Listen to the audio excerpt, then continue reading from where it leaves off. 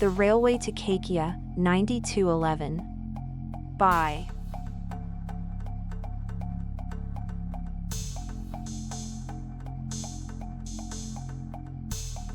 Part-time Tales.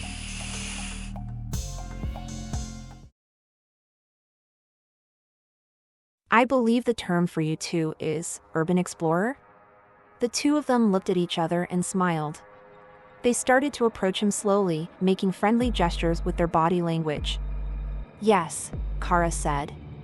We heard that one of the tunnels here contains something spooky. The man in red's grin faded from his face. Spooky, you say? He stated with light irritation. The two of them remained silent, not sure how to address his statement. The man in red began to smile again. Yes, there is a spooky tunnel with a spooky room that leads to something very few have ever witnessed. Excitement gripped both of them as Noah jumped into the conversation. Could you tell us where it is? He stated, grabbing his girlfriend's hand. Cara, hearing this, remembered the offering. Of course, if you accept our offering, she stated, thumping her boyfriend's hand against his thigh to get his attention. Noah's eyes got big. He plunged his free hand into his pocket, pulling out a bunch of rupees. How much is a good offer? He asked, holding the money.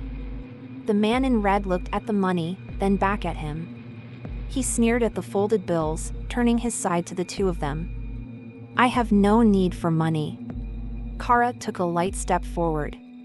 What then? She proclaimed, genuine sincerity in her voice. The man in red smiled as he thought for a minute. Slowly, he turned back to the young, eager foreign couple in front of him and stated his terms. Since you seem to be the one who wants this the most, my little lady, I shall require something from you and something of you. Hearing this, Noah blurted out. What the hell is that supposed to mean? Hearing the word hell, the man in red's eyes became hyper-focused as his gaze shot straight into Noah's eyes, piercing him. The look was so intense Noah could swear he could feel him touching his mind. Cara quickly interjected to defuse the situation. Softly, she spoke. Something from me. You mean, like something I own? The man in red broke his gaze and smiled, turning his attention back to her. Yes, young one, something from you.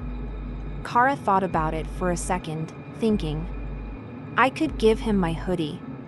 She looked up and continued the inquiry. And something of me? The question coming out of her mouth was clearly wrapped in confusion. The man in red smiled as his gaze went to Noah and back to Cara. Something of you, my dear.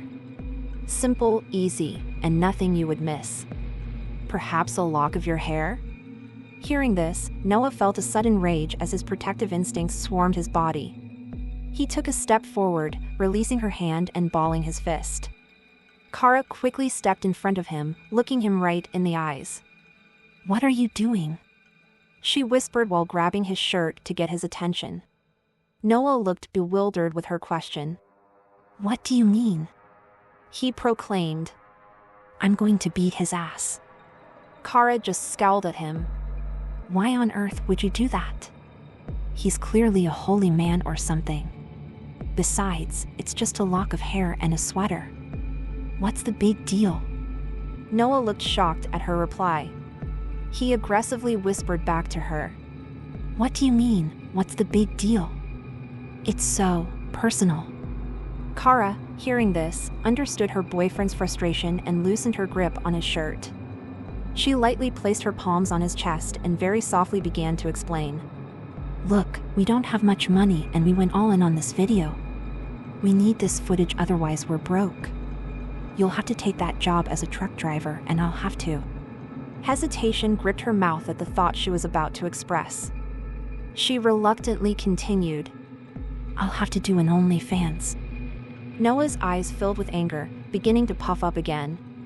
His whisper faded away as he said in plain speech.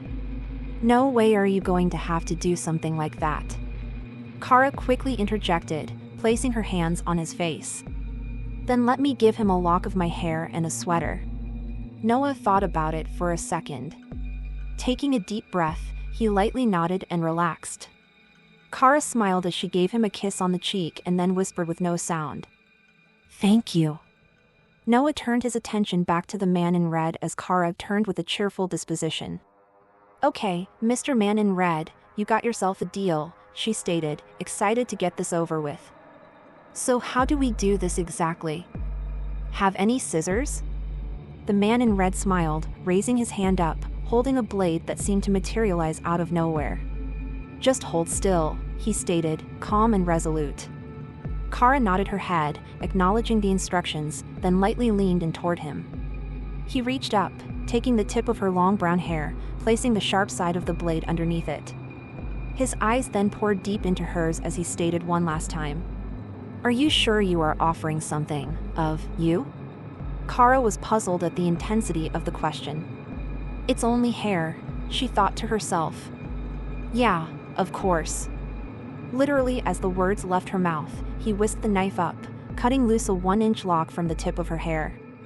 Not even a pinch was felt by her. He then sheathed his knife in his robe and began to hold his hand out. Cara stared down at the hand and back up at him. "Oh," she burst out, unwrapping the hoodie from around her waist. "Sorry about that, here you go." She laid the hoodie across his arm as his fist clenched over it. He brought his arm to his side. In one hand, he held a lock of her hair and in the other, her sweater. Noah then chimed in, demanding payment. "All right, Mr. Man in Red, you got what you asked for, you accepted our offer. Where are we going?" The man in red leaned into Cara as she instinctively leaned into him. A train passed by on the 4th track, making it difficult to hear, so Noah decided to lean in too. As the train finished passing and the station grew quiet again, the man in red stood up and gestured toward the 3rd and center tunnel. "There, you will find what you seek," he proclaimed as he began to walk away. The two of them looked at the tunnel, and Cara turned back to the man in red who was now walking away. "How will we truly know what door? Just the number you gave?" The man in red turned back and with the clearest voice either of them had ever heard, he simply stated, "You will know." He then walked off, seemingly to just disappear. The two of them looked at each other and then back at the 3rd tunnel. "What was the room number?" Noah said, getting his phone ready to start recording. Staring at the tunnel, Cara replied. "He said, room 9211.